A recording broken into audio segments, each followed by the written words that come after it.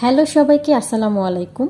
চলুন আজকে আমরা ঘুরে আসি মালয়েশিয়ার পুত্রাজায়াতে। সো আমি রেডি হয়ে এমআরটিতে উঠে পড়লাম। এমআরটিতে ওঠার পর দেখলাম এক আঙ্কেল পায়ের ওপরে পা তুলে বসে আছে, আর ওই পাশে তাকাতেই দেখলাম এক আপু দুলাভাইয়ের সাথে কি যেন বলতেছিল। তাদের কথা শুনতে শুনতে আমিও পৌঁছে গেলাম পুত্রাজায়াতে। গাড়িতে বসে বসে চারপাশের প্রাকৃতিক দৃশ্যগুলো দেখতেছিলাম। খুবই মনোরম ছিল, অপূর্ব ছিল, যা বলার মতো না। সো প্রথমে আমি এখানে অবস্থিত মসজিদের মধ্যে গিয়েছিলাম।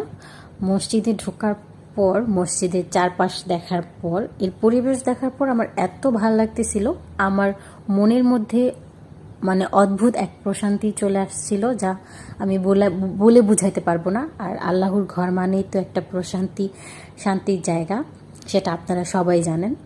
সো আমি মসজিদের ভিতরে সব কিছু ঘুরে ঘুরে দেখলাম, খুবই ভালো লাগলো। মসজিদ থেকে